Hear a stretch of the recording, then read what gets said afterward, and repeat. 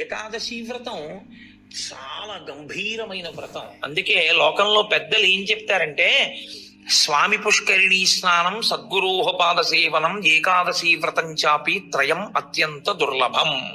ఈ మూడు చెయ్యలేరు అని చెప్తారు. ఎందుకు చెయ్యలేరు? స్వామి పుష్కరిణీ స్నానం, అక్కడికి వెడతాడు, ఆనంద నిలయం చుట్టూ 100 మార్లు తిరుగుతాడు, కానీ పుష్కరిణిలో స్నానం చేద్దామన్న ఊహ వాడికి రానేరాదు. సద్గురోహ పాద సేవనం, సద్గురువు పాదములు పట్టుకునే అవకాశం ఇవ్వడు. ఎందుకు ఇవ్వడు? ఒక్కటే కారణం, నాకు అసలు కాళ్ళ నొప్పులే ఉండవంటాడు. ఆయన అసలు కాళ్ళు పెట్టించుకోవడం ఆయన జన్మాంతరంలో ఆయన చేయడు. కాబట్టి అసలు గురువు గారి కాళ్ళు బట్టి అదృష్టం నీకు ఎప్పుడు వస్తుంది? నువ్వు ఆయన కాళ్ళు నిప్పిడితే కదా నువ్వు వెళ్ళి పట్టుకోవడానికి. కాబట్టి ఆయన కాళ్ళు పట్టుకునే అదృష్టం ఉండదు. సద్గురోహ పాద సేవనం. ఏకాదశి వ్రతం చాపి, ఏకాదశి వ్రతము చెయ్యలేడు. ఎందుకు చెయ్యలేడో తెలుసా అండి? మీరు అంగీకరించినా అంగీకరించకపోయినా శాస్త్రీయమైన, వేదప్రోక్తమైన, ఋషిప్రోక్తమైన ఒక పెద్ద రహస్యాన్ని మీకు ఇప్పుడు చెప్తా. ఏకాదశి వ్రతం ఎందుకు కష్టం? మీ అబ్బాయికి ఉద్యోగం వస్తుంది, సత్యనారాయణ వ్రతం చెయ్యి, చేస్తాడు. మీ అమ్మాయికి పెళ్ళి అవుతుంది, వ్రతం చెయ్యి, చేస్తారు. నువ్వు చచ్చిపోయేటప్పుడు ఈశ్వరుడు గుర్తొస్తాడు, చచ్చిపోయేటప్పుడు ఎలా ఉంటుందో అలా ఊహించుకుని వ్రతం చేయి అంటే, ఇప్పుడు వద్దులేండి తర్వాత చేస్తానంటే కదండి. ఏకాదశి వ్రతం నిజానికి అంతే. ఏకాదశి వ్రతం ఎందుకు చేయిస్తారో తెలుసా అండి? ఉపవాసం, అన్నం తినకూడదు. అన్నం తినకపోవడం కాదు, అన్నాన్ని పచనం చెయ్యడానికి కావలసిన సంభారములను స్పృశించి పచన ప్రయత్నమునందు నిమగ్నము కాకూడదు.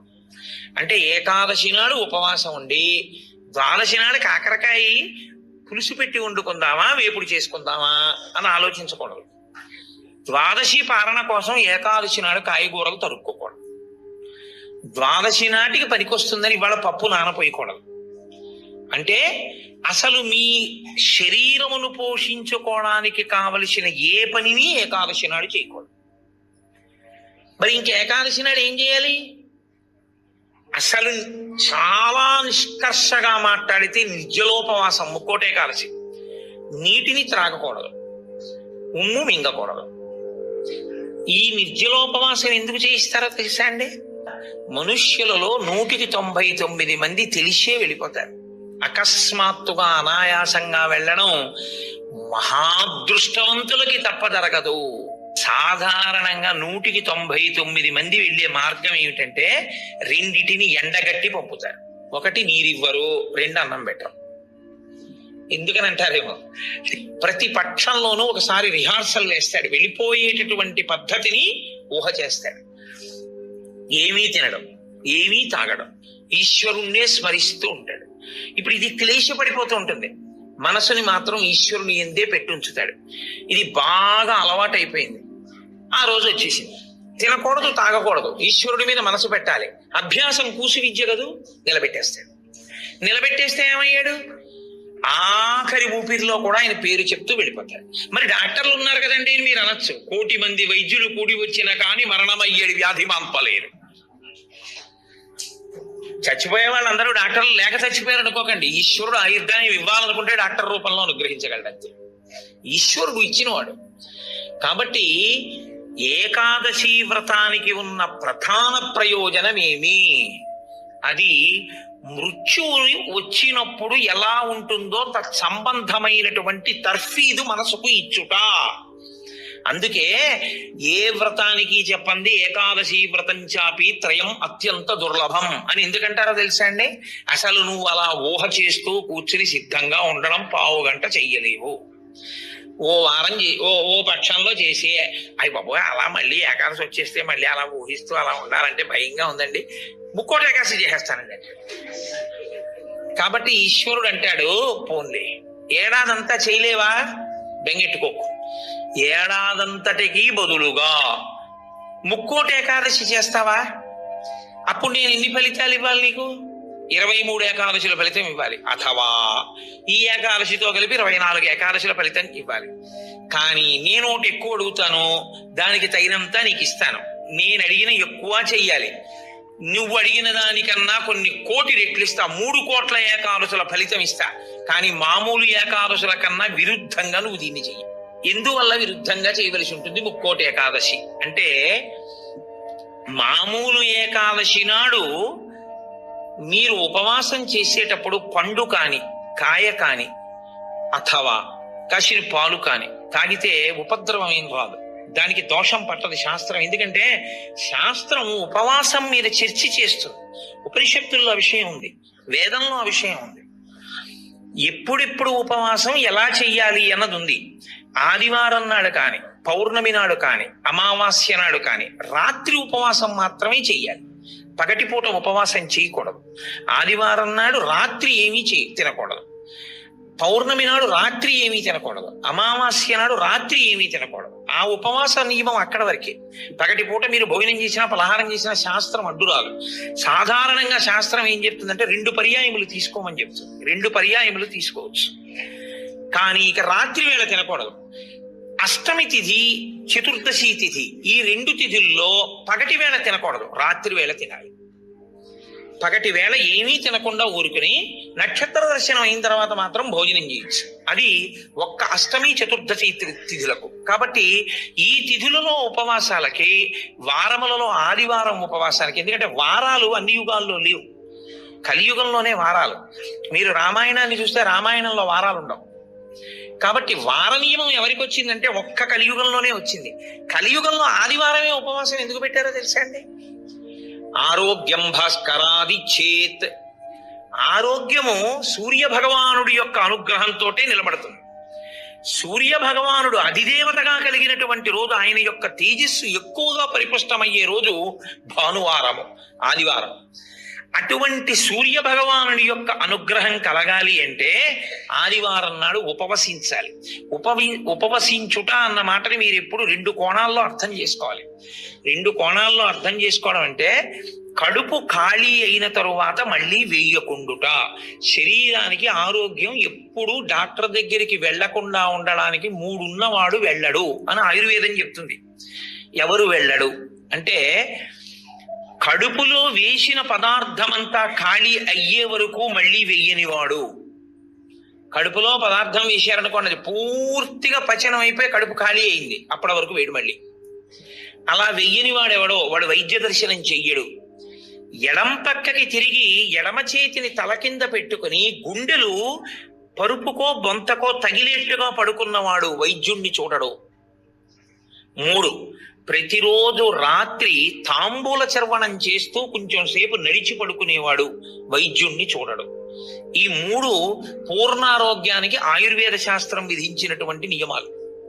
అందుకని అలాగే పడుకోవాలి. అందుకే మీరు ఎప్పుడైనా మహాత్ములు పడుకోవడం చూస్తే ఎప్పుడు ఎడం పక్కకే పడుకుంటారు.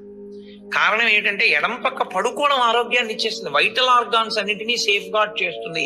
నేను ఒకసారి డాక్టర్ అడిగి అది ఏంటంటే అలా ఉంది ఆయుర్వేదంలోని.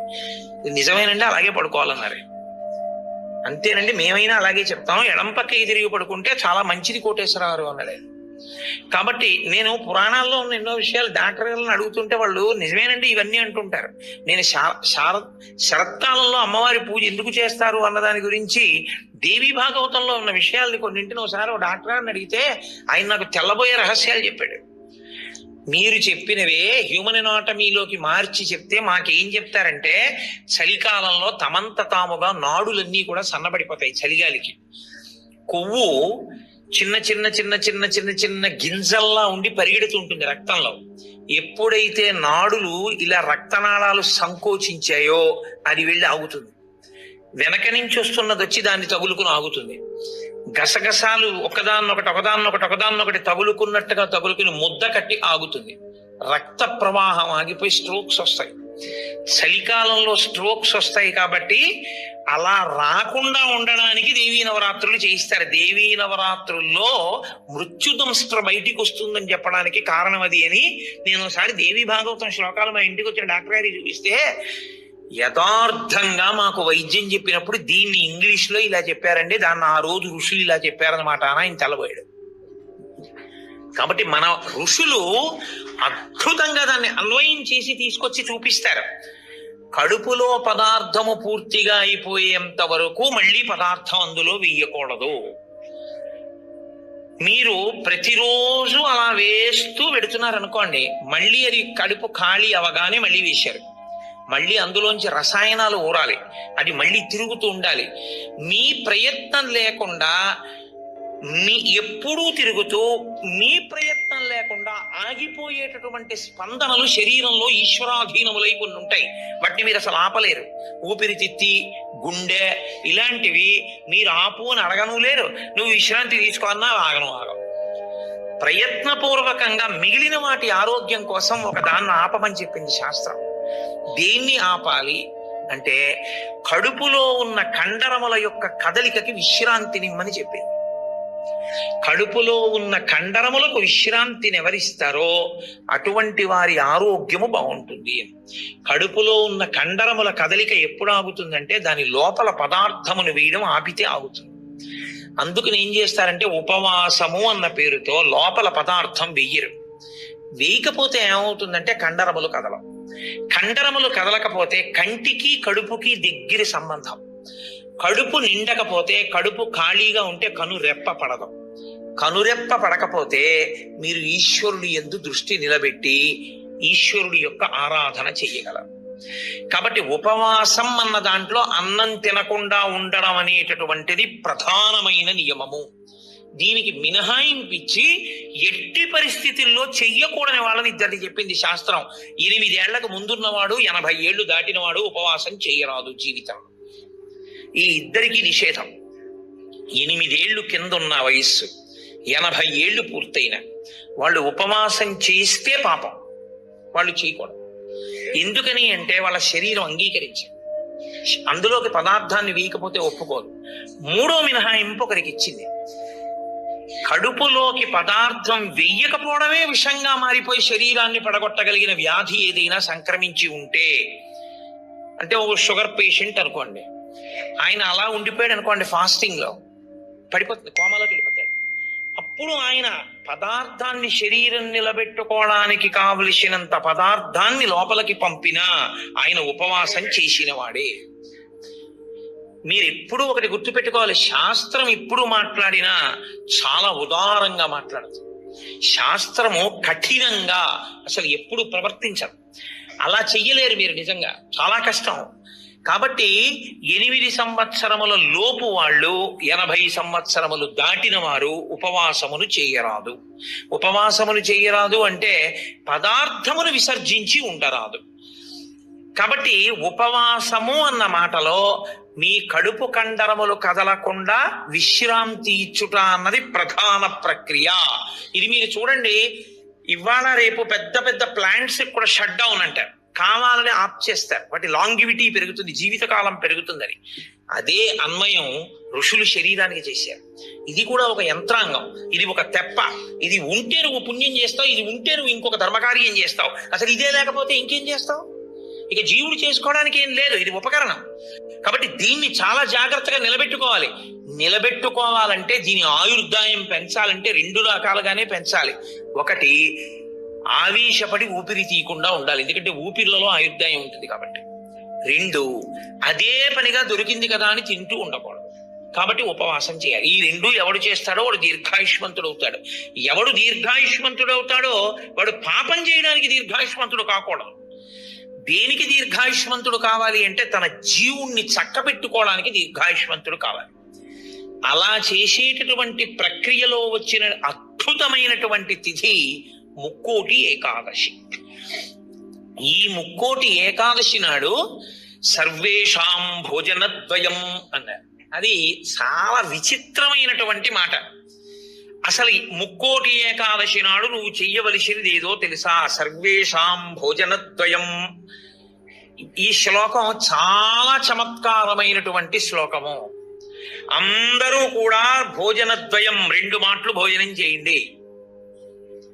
అదేమిటండి, సర్వేషాం భోజనద్వయం అయితే ఉపవాసం ఎక్కడుంది అందులో? మరి ఇప్పటిదాకా మమ్మల్ని పట్టుకు పీకు తినేశావు, శరీరం చెరుక్కర్రన్నావు, దీన్ని నలిపేయాలన్నావు, దీన్ని క్లేశ పెట్టాలన్నావు, ఏకాదశి నాడు పెట్టకండి అన్నావు, ఉపవాసం చెయ్యండి అన్నావు, అలా 23 చేయకపోతే ముక్కోటి ఏకాదశి అయినా చెయ్యన్నావు. ఇన్ని చెప్పిన వాడివి మళ్ళీ ఇప్పుడే ఉంటున్నావు. ఏకాదశ్యాంతు కర్తవ్యం సర్వేషాం భోజనద్వయం. కర్తవ్యం, తప్పకుండా చెయ్యవలసిన పని.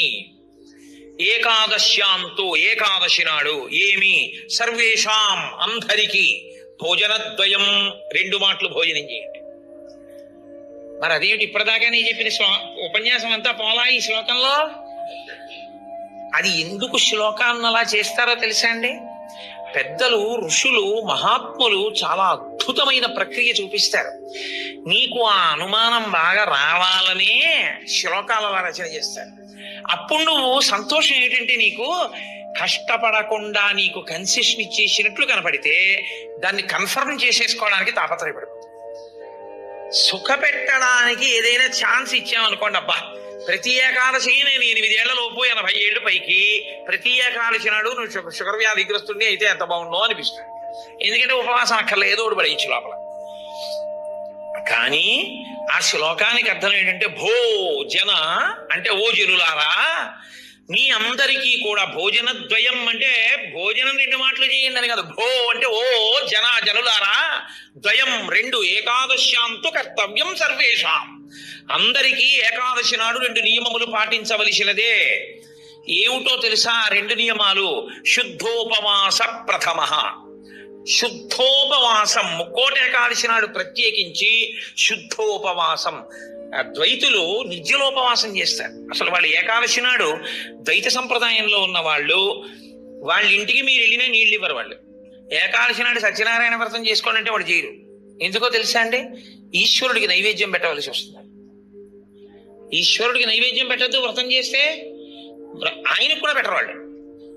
ఆయనకి పెట్టడం కాదు, మీరు వాళ్ళ ఇంటికి వెడితే మీకు పండో కాయో కూడా చేతులు పెట్టరు. ఏమనుకోకండి, మీరు ఏకాదశి నాడు వచ్చారు మేము ఇవ్వలేమంటారు. వాళ్ళు ఉమ్ము కూడా గుటక వెయ్యరు, మంచినీళ్లు కూడా తాగరు. మరి అలా రోహిణీ కార్తీలోనూ అప్పుడు ఎలా ఉంటారండి అని మనకు అనుమానం వస్తుంది. అలాగే ఉంటారు. ఇక్కడ కాదు, రాజస్థాన్ ఎడారిలో ఉంటారు. తెలుసా అండి?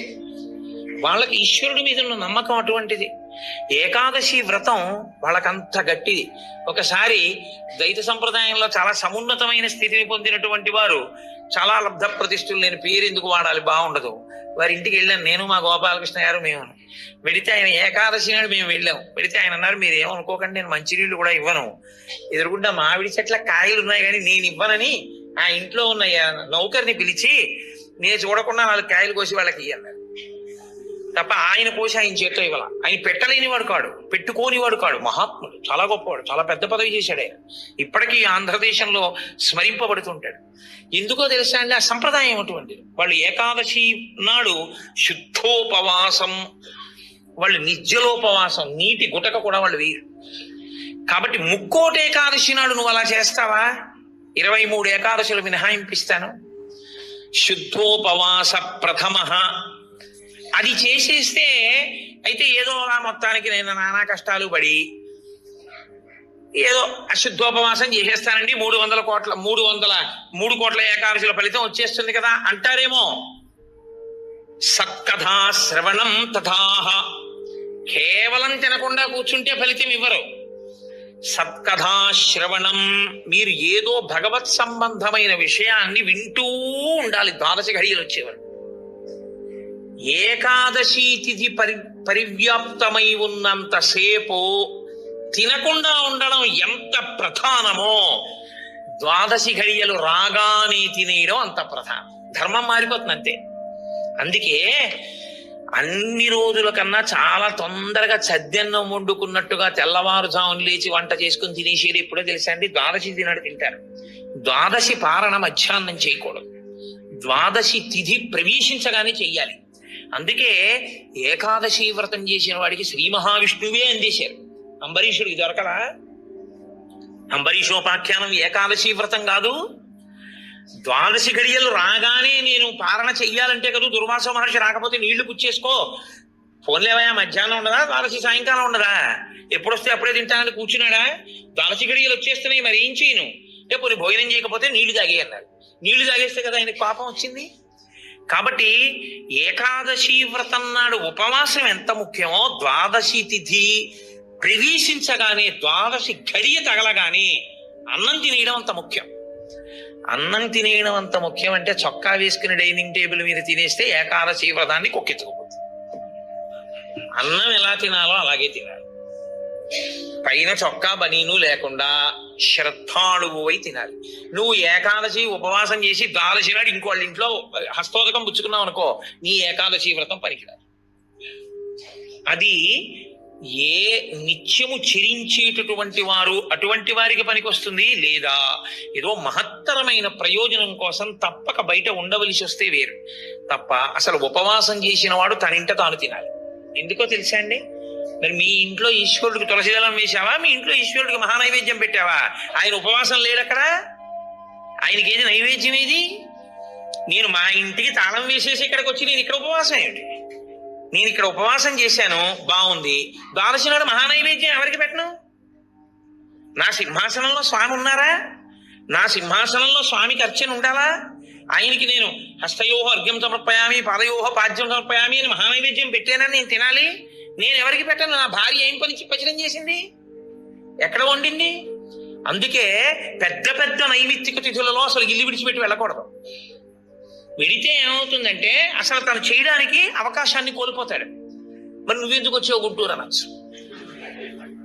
ఇంతకన్నా గొప్ప విషయం ఏదో చెయ్యవలసిన అవసరం ఒకటి ఉంది. ఈ సంవత్సరం నేను వదిలిపెట్టినా నేను అలా వెళ్ళడం వల్ల ఒక పెద్ద ప్రయోజనం ఒకటి జరగాలి అని నేను అనుకున్నప్పుడు నేను స్వామికి నమస్కారం చేసి బయలుదేరిపోతానంతే. అప్పుడు అదొక త్యాగం. నేను దాన్ని విడిచిపెట్టేసుకోవడమే త్యాగం అంతే. అందుకే ఏకాదశి వ్రతం అంటే, ఏకాదశి వస్తోంది కదండి నేను బయటికి ఎలా వస్తానని అడగాలి నువ్వు. అంతేగాని ఏకాదశి వస్తుంటే నువ్వు బయటికి వెళ్ళిపోతే వ్రతం ఎలా చేస్తావు? కాబట్టి గుంటూరు వచ్చి ఉపవాసం చేయొచ్చా? చేయకూడదు. కాకినాడలో ఉండి ఉపవాసం చేయాలి. కాబట్టి ముక్కోటి ఏకాదశి చెయ్యడం అంటే శుద్ధోపవాస ప్రథమ నిర్జలోపవాసమే. అంతకన్నా మరి నేను మినహాయింపులు ఇచ్చి చెప్పడం నా వల్ల కాదు. కానీ శాస్త్రం ఒక్కరి విషయంలో మినహాయింపించింది. శరీర కష్టం చేసుకుని బ్రతికే వాణ్ణి మాత్రం ఉపవాసం చెయ్యమని నిర్బంధించవద్దు. వాడు పడిపోతాడు స్పృహ తప్పి, నీళ్లు తాగకపోతే. కానీ అవకాశం ఉన్న వాళ్ళు మాత్రం తప్పకుండా చెయ్యవలసినదే, అంతకన్నా మార్గము లేదు. కాబట్టి శుద్ధోపవాస ప్రథమ నిర్జలోపవాసమే చెయ్యాలి. యథార్థమునకు మంచినీటి చుక్క కూడా ఇక ఏకాదశి తిథి నాడు పుచ్చుకోకూడదు. ద్వాదశి వచ్చింది ఇక నువ్వు ఉపవాసం ఉండకూడదు. ద్వాదశి తిథి యందు ఉండగా, తిథి యందు పరివ్యాప్తమై ఉండగా నువ్వు ఉపవసించి ఉండకూడదు. మళ్ళీ వ్యతిరేక ఫలితం వస్తుంది. ద్వాదశి తిథి ప్రవేశించేసింది ఇక నువ్వు పాలన చేసేయాలంతే. ఎలా పాలన చెయ్యాలో తెలుసా అండి? ద్వాదశి తిథి ప్రవేశించేటప్పటికి నువ్వు పరిశేచనం చేసేయాలంతే. ద్వాదశి ఉదయం 6:30కు వచ్చింది అనుకోండి, మీరు 6:30 లోపల మీ భార్య గారు మీరు సంధ్యావందనం అనుష్ఠానం పూర్తి చేసే లోపల ఆవిడ మహానైవేద్యం సిద్ధం చేసి తీసుకొచ్చి ఇచ్చేయాలి. మీరు నైవేద్యం పెట్టేసి ఆ రోజు 6:30కి భోజనం చేసేయాలి. నాకు సహించదండి అనకూడదు, చేసేయడమే. ఏకాదశి వ్రతమునందు ద్వాదశి కలిసిపోయి ఉంటుంది. నేను చెప్పింది అబద్ధం అయితే అంబరీషోపాఖ్యానం అబద్ధమే, అంబరీషోపాఖ్యానం అబద్ధం అయితే వ్యాసుడే అబద్ధం. కాబట్టి నేను చెప్పింది నిజం. ఏకాదశి వ్రతం అంటే అంతే, అలాగే చేస్తారు. ఇలా కాని చెయ్యగలిగితే ముక్కోటి ఏకాదశి నాడు నీకు నేను 3 కోట్ల ఏకాదశులు చేసిన ఫలితాన్ని నీ ఖాతాలో వేసేస్తాను. ఎందుకో తెలుసా? 1 శరీరమును క్లేశపెట్టావు, 2 మనస్సును ఏకాగ్రతతో నిలబెట్టావు. కాబట్టి ఏం చేయాలంటే మార్చి మార్చి మార్చి మార్చి మార్చి మార్చి భగవత్ కథ యందు కూర్చోవాలి. మరి ఇక దేనికి లేవాలి? శరీర శోధన చేయడానికి, మూత్ర విసర్జన చేయడానికి లోపలికి వెళ్ళిన నీళ్లు లేవు, మల విసర్జన చేయడానికి లోపల వేసిన పదార్థం లేదు, ఇంకెందుకు లేవడం? కాబట్టి లేవక్కర్లేదు. కాబట్టి ఏకాదశి రాగానే కూర్చుంటే ద్వాదశి వచ్చాక లే. అయితే అప్పుడు అందులో ఏముంది? జాగరణ కూడా ఉందా? ఉందా లేదా? ఏకాదశి నాడు ఉపవాసం అంటే అన్నం తినకుండా పక్కన కూర్చోవడం అని మీకు ఎవరు చెప్పారు? జాగరణ కూడా ఉంది. అందుకే ముక్కోటి ఏకాదశి నియమాలు అన్వయమయ్యేది మళ్ళీ 3 తిథులకు అన్వయం అవుతాయి. 1 మహాశివరాత్రి, 2 గోకులాష్టమి, 3 శ్రీరామనవమి. ముక్కోటి ఏకాదశి నాడు ఏ నియమాలు పాటిస్తారో అవే నియమాలు ఆ 3 తిథుల్లో పాటించాలి. ఈ 3 తిథులలో కూడా మీరు రాత్రి నిద్రపోకూడదు, పగలు ఏమీ తినకూడదు. అందుకే చూడండి, మహాశివరాత్రి నాడు నేను పరిచయం చేయడానికి మీకు ఆ తిథి బాగుంటుంది. మహాశివరాత్రి అంటే జాగరణతో కూడిన ఉపవాసమే. అందుకని నిద్రపోయి ఉపవాసం చేసేస్తానంటే అప్పుడు ముందు రోజు ఏ ఇంజక్షన్ చేయించేసి పడుకోవచ్చు. 12 గంటల తర్వాత తెలివచ్చే ఇంజక్షన్ ఒకటి. అలా కుదరదు.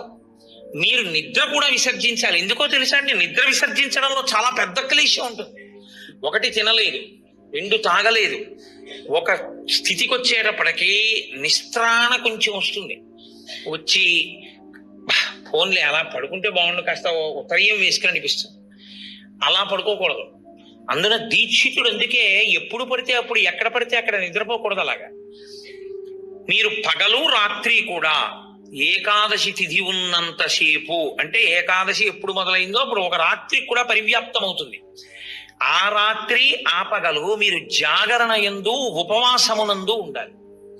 అంటే మారుస్తూ ఉండాలి. ఒకటే చేస్తున్నారు అనుకోండి, మనసు ఏమవుతుందంటే దాన్ని విడిచిపెట్టి ఇంకో చోటుకి వెళుతుంది. అందుకే ఏకాదశి చేసేటప్పుడు ఏం చేస్తారంటే సంఘంగా చేస్తారు. సాధారణంగా ఏకాదశి తిథిని ఒక్కడే చేయడం కొంచెం కష్టం. ఒక సంఘంగా అనుకుని ఏం చేస్తారంటే, ఏదో ఏకాదశి ప్రవేశించేటప్పటికి సంధ్యావందనం చేసుకుని ఇంట్లో కులదేవతార్చన చేసుకుని అందరూ కలిసి దేవాలయానికి చేరుకుంటారు. అందరూ కలిసి ఈశ్వరునికి సత్యనారాయణ వ్రతం చేస్తారు. అందరూ కలిసి విష్ణు సహస్రనామ స్తోత్ర పారాయణం చేస్తారు. అందరూ కలిసి త్యాగరాజస్వామి సంగీత విభావరి వింటారు. అందరూ కలిసి భజన చేస్తారు. అందరూ ఎవరో లేచి నాట్యం చేస్తారు. మిగిలిన వాళ్ళు చూస్తుంటారు. మారుస్తారు. మార్చి మార్చి మార్చి మార్చి భగవత్ శబ్దమునందే లీనమైపోతారు. ఏది చేస్తున్నా ఈశ్వర నామం పడుతుంటుంది. ద్వాదశి నాడు అన్నం తింటుంటే ఏది విన్నా గోవింద గోవింద అని అవే వినపడుతుంటాయి. ఇంకా ఏదో వెంకటాచలంలో 10 రోజులు ఉండి వచ్చిన వాడికి ఎక్కడ చూసినా గోవింద అని వినపడినట్టు ఇంకా అస్తమానం గోవింద అని వినపడుతుంటుంది. అంతగా నువ్వు ముక్కోటి ఏకాదశిని చెయ్యగలిగితే, అలా చేసినప్పుడు నీకు 3 కోట్ల ఏకాదశుల ఫలితాన్ని నీ ఖాతాలో వేస్తాను. నాకు ఇప్పుడు చెప్పండి, నిజంగా ముక్కోటి ఏకాదశి చేసేవాళ్ళు ఎంతమంది? ఎవరికి వెయ్యాలా ఫలితం? 24 ఏకాదశుల్లో ఒక్క ఏకాదశి అలా చేయగలవా అంటే దాని అర్థం ఏమిటో తెలుసా అండి? ఒక ఏకాదశి నిజంగా అలా చెయ్యాలని మీరు అనుకుంటే కనీసం ఇంకో ఏకాదశి మీరు అలా రిహార్సల్ వేయాలి. మీరు ఇంకో ఏకాదశికి రిహార్సల్ వేస్తే అది వస్తోంది ఇబ్బంది కాబట్టి ఆ రోజుని ఇది రాకుండా చూసుకుందామని మీరు జాగ్రత్త పడతారు. ఓ పని చేస్తున్నారు అనుకోండి, ముందే ఇలా చేస్తే బాగుంటుంది, ఇలా చేస్తే బాగుంటుందని ప్రణాళిక రచిస్తారే, ప్రణాళిక రచనకు పక్కన ఇంకొక ఏకాదశి జరగాలి. అందుకే ముక్కోటి ఏకాదశి ఒక ఏకాదశి ఎవడు చేయడు, పక్కన ఇంకో ఏకాదశి చేస్తాడు. ఇది ఏదో ఏకాదశి చేశారనుకోండి, ఓహో ఏకాదశి చేస్తే ఇదిగో ఇలా ఇలా ఇబ్బందులు ఉంటాయి. నేను మీకు ఒక ఉదాహరణ చెప్తాను. ఏకాదశి రేపు వ్రతం చేద్దాం అనుకుని ముందు రోజు మీరు పుల్లని పదార్థాలు, తీయటి పదార్థాలు బాగా తినేశారనుకోండి, మీరు ఇంక దాహాన్ని ఆపలేరు. దాహము తనంత తాను పొటమరించకుండా ఉండాలి అంటే మీరు శారీరకమైన ఆంతరమైన జాగ్రత్తలు కొన్ని తీసుకోవాలి. ఒకటి, వేడిగా ఉన్న చోటుకి వెళ్ళి మీరు కూర్చోకూడదు, శరీరం పడిపో డిహైడ్రేట్ అయిపోదు. కాబట్టి అందుకే పరమేశ్వరుడు కూడా అనుకూలమైనటువంటి కాలంలో ఇచ్చాడు, పుష్యమాసంలో ఇచ్చాడు. నీటిని శరీరం ఎక్కువ డిమాండ్ చేయదు ఈ టైంలో. ఇది ఆయన పట్టుకెళ్ళి రోహిణీ కార్తీలో పెట్టాడు అనుకోండి, అసలు ఉండడు ఆవిడ చేసేవాడు కదండి. అందుకని పట్టుకొచ్చి హేమంత ఋతువులో పెట్టాడు, తనంత తాను పైనుంచి చల్లగా ఉంటుంది. కాబట్టి ఏకాదశి చెయ్యడం అంటే దాని అర్థం ఏమిటో తెలుసా అండి? దానికి 3 రోజులు ముందు నుంచి మీరు పదార్థముల మీద అదుపులోకి వచ్చేయాలి. ఇక ఒక్కసారి అది తింటే మళ్ళీ ప్రయత్నపూర్వకంగా మీరు మంచినీళ్లు తాగాలనుకుంటే తప్ప దాహం వేయకుండా శరీరం నిలబడగలిగినటువంటి రీతిలో ఆహారం ఏది ఉంటుందో అటువంటి ఆహారాన్ని ఎంచి అంత సాత్విక ఆహారంతో నిలబెట్టాలి. నిలబెడితే ముక్కోటి ఏకాదశి నాడు నీళ్ళు అడగకుండా ఉంటుంది, శక్తి లోపల నిలబడుతుంది. అంతకు ముందు కొన్ని రోజుల పాటు మీలోని శక్తిని క్షయం చేసేయకుండా మీరు ఉండాలి. మీ తేజోక్షయం చేయకూడదు. అంతకన్నా ఇంకో మాట నేను చెప్పను. అలా మీరు నిలబడగలిగితే ముక్కోటి ఏకాదశికి మీరు సిద్ధపడగలుగుతారు. అకస్మాత్తుగా ముక్కోటి ఏకాదశి ఓటీ చేసేస్తానంటే కుదరదు. కాబట్టి అసలు ముక్కోటి ఏకాదశి అన్నదాని యందు ఎంత సత్యమైన వాక్కులున్నాయో, శరీరమును క్లేశ పెట్టడం అనేటటువంటిది శాస్త్రమునందు ప్రతి 11 రోజుల్లో ఒక రోజు తప్పదు. ఏకాదశి అంటే ఆ 11 ఈశ్వరుని యందు నిలబడాలి. 5 జ్ఞానేంద్రియాలు, 5 కర్మేంద్రియాలు, మనస్సు 11 నిలబెట్టాలి. దానికి ఉపవాసం చెయ్యాలి. అథవా ముక్కోటి ఏకాదశి నాడు చెయ్యగలిగినటువంటి ఈ పరిస్థితులన్నింటినీ మీరు సమన్వయం చేసుకున్నా, శరీరాన్ని నిలబెట్టినా, మీ మనసుని తీసుకెళ్లి ఈశ్వరుడి దగ్గర పెట్టడం మాత్రం అంత తేలికైన విషయం కాదు. కాబట్టి నేను మిమ్మల్ని అందరినీ నిరుత్సాహపరుస్తున్నాను అని మీరు అనుకోవద్దు. మీరు ఎప్పుడూ ఒక్క విషయం గుర్తుపెట్టుకోండి, మీరు ఏం చేశారు అన్న దాన్ని బట్టి 100% సిలబస్ బట్టి మార్కులు ఈశ్వరుడు మీ ప్రయత్నాన్ని చూసి హర్షించి వేసేస్తాడు. అసలు మీరు సంకల్పం ఒకటి చేశారనుకోండి, వచ్చే సంవత్సరం ముక్కోటి ఏకాదశి మనం ఎలా చేసుకుందాం అని ఓ 10 మంది పెద్దలు కూర్చుని, వచ్చే ఏడాది మన దేవాలయంలో ముక్కోటి ఏకాదశి చేద్దాం, వచ్చే ఏడాది ముక్కోటి ఏకాదశి చేయడానికి నిజంగా అలా శరీరంలో పదార్థం వెయ్యకపోయినా నిలబడగలిగిన శరీరాలు ఎన్నున్నాయి, ఇందులో ఎంతమంది ఆ దారుఢ్యం ఉన్న వాళ్ళు ఉన్నారు, వాళ్ళని సప్తమి తిథి నుంచే మనం ఎలా సిద్ధం చేద్దాం. వాళ్ళని సిద్ధం చేసి ముక్కోటి ఏకాదశి నాడు ఎంతసేపు ఉండగలిగితే అంతసేపు ఉంటాడు. ఇక తప్పలేదు, 4 నీళ్లు గుటకలు వేయవలసి ఉంటుంది. నన్ను నమ్మండి, మీ ఉపవాసం పాడవు. అది పుచ్చుకోకపోతే ఈ శరీరం పడిపోతుంది. ఇప్పుడు ధర్మం ఏమైపోతుందో తెలుసా అండి? ఆమరణ నిరాహార దీక్ష శాస్త్రమునందు అత్యంత మహాపాపము. మీ శరీరం పడిపోయే వరకు మీరు ఏమీ తినను, ఏమీ తాగదు అని భీష్మిస్తే ఆ వ్రతఫలం ఇవ్వరు, పిశాచత్వం ఇస్తారు. అన్నం తినకుండా, నీళ్లు పుచ్చుకోకుండా ఎవడైనా శరీరాన్ని పడగొడితే వాడి జీవుణ్ణి పిశాచంలోకి ప్రవేశపెడతారు. అందుకని ఇప్పుడు మీ ప్రయత్నం మీరు చేశారు, ఇక శరీరం పడిపోతాం, తప్పదు, నీళ్లు పుచ్చుకోవాలి. ఇప్పుడు మీరు ఎంత నీరు తాగితే శరీరం నిలబడుతుందో అన్ని నీళ్లు తాగారు, అది ఉపవాసంలో అంతర్భాగం అయిపోతుంది.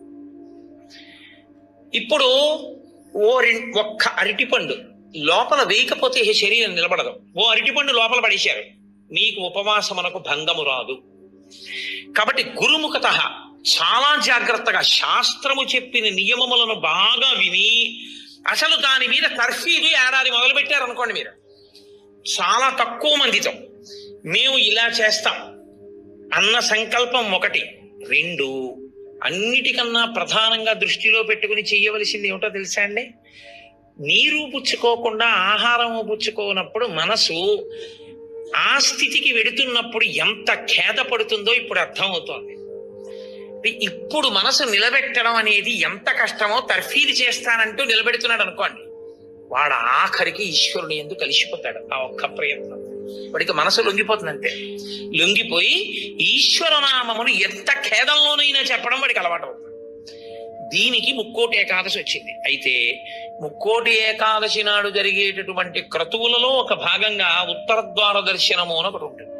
ఇది మళ్ళీ సంప్రదాయంలో ఒక్క వైష్ణవ దేవాలయాల్లోనే. అసలు ఇంకా నేను పరమ సత్యం చెప్పవలసి వస్తే ఇది యథార్థమునకు ఒక్క శ్రీరంగ క్షేత్రమునకే సంబంధించింది. అందుకే ఉత్తర ద్వారం తీయడం అన్నది ఒక్క శ్రీరంగ క్షేత్రానికే ఉంది. అసలు నిజానికి మిగిలిన క్షేత్రాల్లో ఉత్తర ద్వారాలు తీయడాలనే మాటలు లేవు. కాలక్రమంలో ఏమైందంటే అందరూ శ్రీరంగ క్షేత్రానికి వెళ్ళి ఇన్ని కోట్ల మంది ఉత్తర ద్వార ప్రవేశం చేయలేరు. కాబట్టి కొంతలో కొంత ఎక్కడ ఉన్న విష్ణు క్షేత్రాన్ని అక్కడే శ్రీరంగ క్షేత్రంగా భావన చేసి రంగనాథుణ్ణి స్మరిస్తూ ఉత్తర ద్వారంలోంచి వెడతారు. ఉత్తర ద్వారంలోంచి ఆ రోజున శ్రీ మహావిష్ణువు ఏమీ చెయ్యలేని వాడు, అన్ని విధాల ఇంకా అసలు నేను ఈశ్వర ఏమీ చెయ్యలేను, నువ్వే నాకు ఆధారం, నువ్వే నన్ను తీసుకుపో అన్నవాణ్ణి ఉత్తర ద్వారం తెరిచి తనతో తీసుకుపోతాడు. ఉత్తర ద్వారం తీస్తే మీరు ఎటువైపు ఎడతారు? ఉత్తరానికి ఎడతారు కదండి. ఉత్తర ద్వారం ఎందుకు తీయడం? దక్షిణ ద్వారం తీయకూడదా, తూర్పు ద్వారం తీయకూడదా? తూర్పు మంచిది కదా, మరి ఉత్తర ద్వారం ఎందుకు? మీరు యథార్థాన్ని గమనిస్తే ఉత్తరాన ఏముంటుందో తెలుసా అండి? హిమాలయాలు ఉంటాయి, ఉత్తరాన కైలాసం ఉంటుంది, ఉత్తరాన మృత్యుంజయుడు పరమేశ్వరుడు ఉంటాడు. ఉత్తర దిక్కుకి ప్రయాణం చెయ్యడం అంటే దక్షిణ దిక్కుకి ప్రయాణం ఆగిపోతుంది. దక్షిణ దిక్కుకి ఏది ఎడుతుందంటే శ్మశానం ఉంటుంది దక్షిణ దిక్కున. ఎన్ని కోట్ల జన్మలెత్తినా ఆఖరికి శరీరం వెళ్ళిపోయేది అక్కడికి. ఎవడు ఈశ్వరుడితో పాటు ఉత్తినే ఉత్తరద్వారంలోంచి వెళ్ళడం కాదు, అసలు నిజంగా ఉత్తరద్వారంలోంచి వెళ్ళడం అంటే ఏమిటో తెలుసా అండి? ఈశ్వరుడి పల్లకి వెళ్ళి పల్లకి వెంట వీళ్ళు వెళ్ళాలి. అసలు శాస్త్రం అది. ఈశ్వరుడికి ఆ రోజున అర్చన చేసి పల్లకి పట్టుకుని పల్లకీని తీసుకెడతారు ఉత్తరద్వారంలోంచి. ఆయనతో వెళ్ళాలి. నువ్వు తినే ఉత్తరద్వారంలోంచి వెళితే నీకేం వస్తుంది? ఆయన వెళ్ళిన ఉత్తరద్వారంలోంచి వెళ్ళాలనుకోవాలి. అథవా అసలు నిజంగా వెళ్ళవలసింది ఏమిటంటే ఈశ్వరుడితో వెళ్ళాలి. కనీసంలో కనీసం నీ బాధ్యత ఏమిటి? ఉత్తరద్వారంలోంచి నువ్వు వెళ్ళాలనుకుంటే ఈశ్వరుడితో వెళ్ళేటప్పుడు ఎలా వెళ్ళాలో నువ్వు అలా వెళ్ళాలి. ఈశ్వరుడితో వెళ్ళేటప్పుడు వెళ్ళేవాడు ఎలా వెళ్ళాలి? వైదికంగా వెళ్ళాలి. పైన చొక్కా బనీను ఏమీ లేకుండా ఉత్తరీయాన్ని మాత్రమే కప్పుకుని పంచ గోచి పోసి కట్టుకోకుండా వెళ్ళకూడదు. గోచి పోసి కుర్చీళ్లు పెట్టుకుని వెనక్కి దోపుకోకుండా వెడితే మహాపాపం. వేదం పటలపన్నం చెప్తోంది. కాబట్టి కుర్చీళ్లు పెట్టి గోచి పోసి వెనక దోపి అన్నీ విప్పి ఉత్తరీయం వేసుకుని ఎవరి సంప్రదాయానుసారం వారు తిలకధారణ చెయ్యాలి. నీకు ద్వాదశనామములైతే ద్వాదశనామములు, నాకు విభూతి ధారణ ఎలా చెప్తే అలా నేను విభూతి ధారణ నేను చేసి శ్రీరంగనాథుడితో కలిసి ఆయన పల్లకీతో నేను ఉత్తర ద్వారంలోంచి మౌనంగా కానీ భగవన్నామని చెప్తూ కానీ ఆయన వెంట వెడితే నా ప్రాణోత్క్రమణం అయినప్పుడు కూడా ఆయన నన్ను అలాగే తీసుకెడతాడు. ఉదారుడై నన్ను నమ్మి శాస్త్రం నమ్మి నాతో ఓ రోజు వచ్చాడు కాబట్టి ఇప్పుడు అలాగే తీసుకెడతానని ఉత్తర ద్వారంలోంచి తీసుకెడతాడు. ఇది ఇక ఏమీ చెయ్యలేను, నాకేమీ చేత కాదన్నవాడైనా కనీసం చెయ్యాలి. ఏమీ చేత కాని వాడన్నా చెయ్యాలి. ఈశ్వరాన్ని నాకు ఏం చేతనైనని నేను అన్నీ చేసేస్తానని ఇది మాత్రం మానేస్తాను అన్నవాడన్నా చెయ్యాలి. అందుకే శివాలయంలో ఎందుకు ఉండదో తెలుసా అండి? ఉత్తరద్వారంలోంచి వెళ్ళేది అక్కడికే కాబట్టి ఇంకా మళ్ళీ శివాలయంలో ఉత్తరద్వారం ఎందుకు? అంత శివకేశవ అభేదంగా ఉంటుంది ముక్కోటేకాదశి యథార్థమునకు. కాబట్టి ముక్కోటేకాదశి తిథి ఏకాదశి తిథి అంత గొప్పవై ఉంటాయి. అందుకని ఉత్తరద్వార ప్రవేశం చేస్తారు.